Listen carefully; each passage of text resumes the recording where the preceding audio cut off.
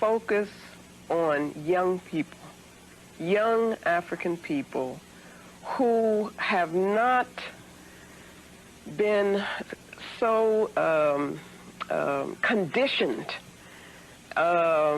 with a way of thinking that supports European imperialism, European power, that they still have the ability to use their intuition, their spirituality, their Africanness to create, to think beyond the limitations that have been given to them in European academies.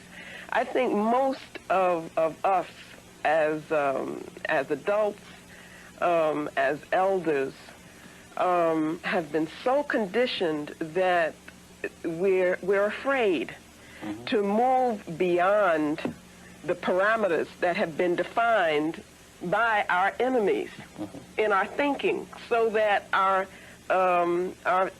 vision is limited. And so we are really not the people who should be conceptualizing the plans, the movements, what we should be building. But I focus on the younger people who hopefully are still more in touch with what is natural to African people.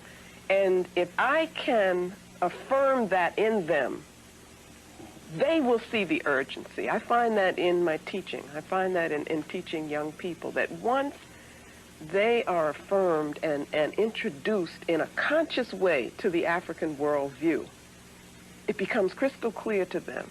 And they see in an urgency in us as African people building for self, as opposed to imitating forms which have been put in place to make sure that we can